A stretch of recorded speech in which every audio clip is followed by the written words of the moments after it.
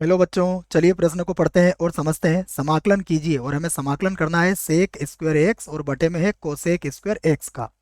प्रश्न को हल करने से पहले हम प्रश्न के लिए मुख्य अवधारणा लिख लेते हैं। तो प्रश्न की मुख्य अवधारणा जिसकी सहायता से हम इस प्रश्न को हल करेंगे।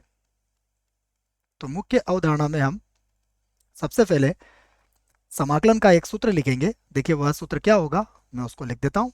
उसके पहले बच्चों ये अवधारणा को मैं एक बार और लिख देता हूँ जिससे कि आपको अच्छे से समझ में आ जाए। अवधारणा, ठीक है, अब समझ में आ जाएगा। अब देखिए मैं सूत्र जो लिख रहा हूँ वो है हमारा sec square X D X, अर्थात सेक स्क्वायर एक्स का समाकलन। इसका समाकलन होता है 10x प्लस सी। तो इस सूत्र को आप ध्यान में रखें।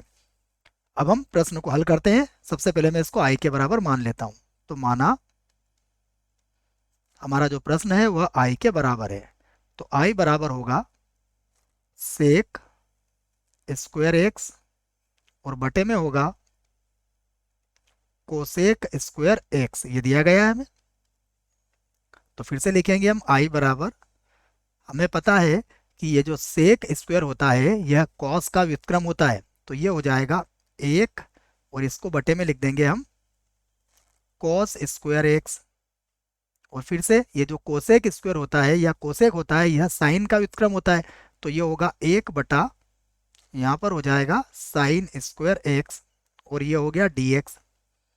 अगर हम इसको फिर से लिखें तो ये बनेगा आई बराबर, देखिए साइन स्क्वायर ऊपर आ जाएगा तो ये होगा साइन स्क्वायर एक्स, और बटे में हो जाएगा कॉस स्क्वायर एक्स और डी एक्स। फिर से देखते हैं।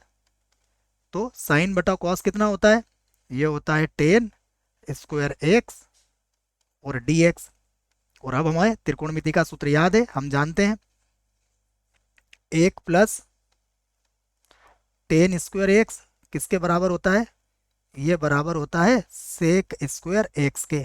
तो यहाँ से हम 10 स्क्वायर का मान रख सकते हैं। तो मैं अब यहाँ से 10 स्क्वायर का मान रख देता हूँ। तो आई बराबर हो जाएगा, समाकलन में ये हो जाएगा सेक स्क्वायर एक्स और माइनस एक, और यहाँ पर हो जाएगा डी एक्स। अब हम इनका समाकलन कर लेते हैं। तो समाकलन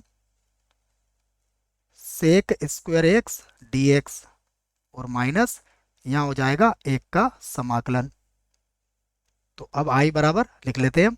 आई बराबर होगा, देखो सेक स्क्वायर एक्स का समाकलन कितना होगा, इसका समाकलन होता है 10x, और एक हमारे पास अचर है तो एक एक्स का समाकलन क्या हो, एक का समाकलन क्या हो जाएगा, एक एक्स अर्थात एक्स, और प्लस सी।